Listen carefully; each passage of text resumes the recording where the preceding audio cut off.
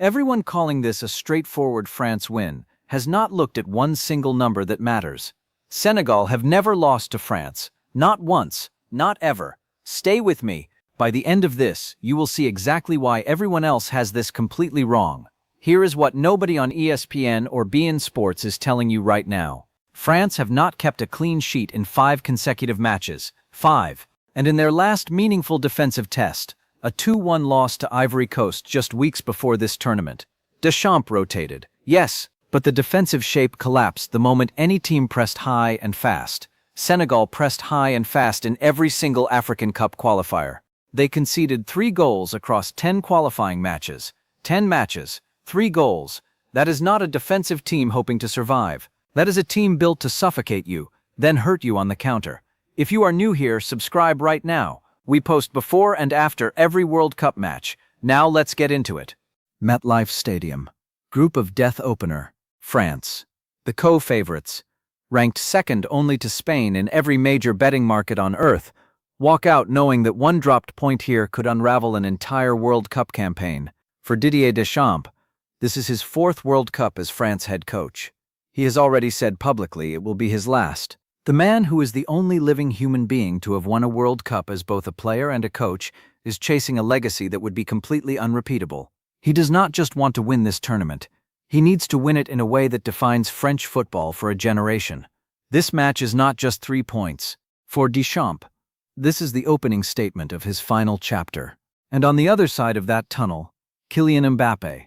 42 goals and 7 assists in 44 club appearances this season alone. 56 international goals, a man who has rewritten what we thought was possible in this generation of football.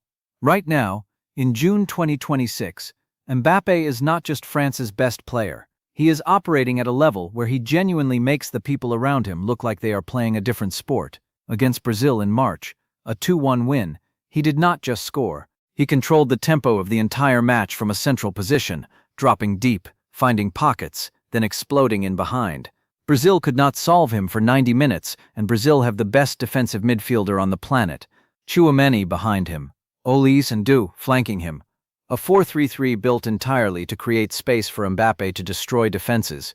This is the most complete version of this team we have ever seen. Actually, wait. Before I tell you who wins this, you need to know one thing that changes everything. Here is the stat ESPN will not show you tonight. France's fullbacks, Koundé on the right, Theo Hernandez on the left, pushed into attacking positions on average higher than any other team in UEFA qualifying. They are aggressive, they are explosive, and they leave enormous gaps behind them. In the March win over Brazil, those gaps were managed because Tchouaméni sat deep and covered, but in that June-friendly loss to Ivory Coast, Tchouaméni played a more advanced role. Both fullbacks were caught high. The space behind them was open. Ivory Coast scored twice, exploiting exactly that corridor. Now ask yourself who runs those exact corridors faster than anyone in African football. Sadio Mané, age 34, and every analyst on television is writing his eulogy before the match has started. But Mané has been fit and firing since missing the entire 2022 World Cup through injury. He led Senegal's qualifying campaign with 5 goals. He is not declining. He is motivated by something personal that no fitness statistic can measure. The World Cup that was taken from him 4 years ago. This is the single most dangerous man on the pitch for France, and nobody on the main networks is treating him that way. Papi Tia is coaching his first World Cup. Every pundit is using that as a reason to dismiss Senegal's chances. Inexperienced coach, big stage, expect mistakes, but here is what those pundits are missing. In 2002, Thia was on the bench when Senegal walked out against France and produced one of the greatest upsets in World Cup history. He did not just watch that match, he lived inside it. He felt the dressing room before that game. He knows what it sounds like when a Senegalese team believes they can beat France. And right now, in every press conference, Theo is not talking about surviving. He is talking about winning. That is not inexperience. That is a man who has been waiting 24 years for this exact moment. And Thea has built something quietly dangerous. Koulibaly marshalling a back line that conceded 3 goals in 10 qualifying matches. Pape Sarr controlling the midfield tempo. Nicolas Jackson, already a proven Premier League striker, giving Senegal a genuine second attacking threat beyond Mané. This is not a team of survivors. This is a team of hunters who know exactly how to make France uncomfortable. This coach has made the exact same mistake in his last 3 big matches. He is about to make it again tonight. Deschamps keeps selecting Rabiot in a midfield 3 that is already carrying Tchouaméni as the deepest shield. In the Brazil match, the Colombia match, the Ivory Coast defeat, the same pattern.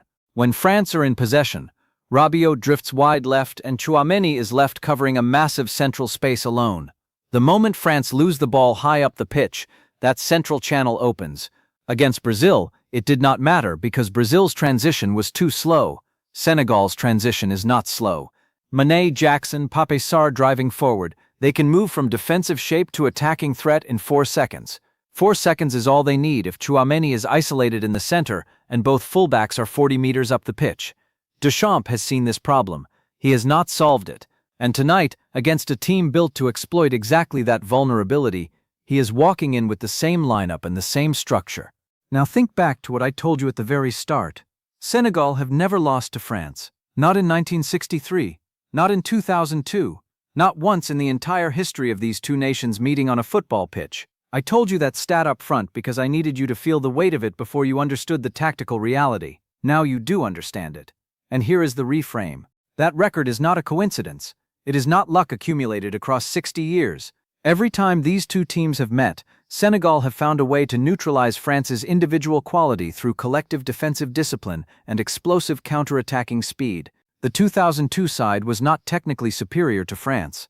They were tactically precise and mentally unbreakable.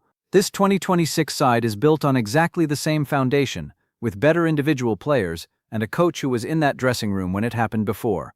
The record exists because Senegal have always known how to play France, and they know again tonight.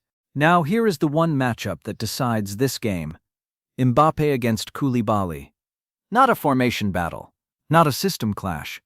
One man against one man at the moments that matter most. Koulibaly is 34 years old, and he is still one of the most physically dominant center-backs on the planet. He does not get pulled out of position. He does not panic under pressure. When Mbappe drops deep to receive the ball, Koulibaly will not follow him. He will hold his line and force Mbappe to turn and run at the defense from distance, rather than in behind it. The one moment Mbappe becomes truly unplayable is when he receives the ball already facing goal with space ahead of him.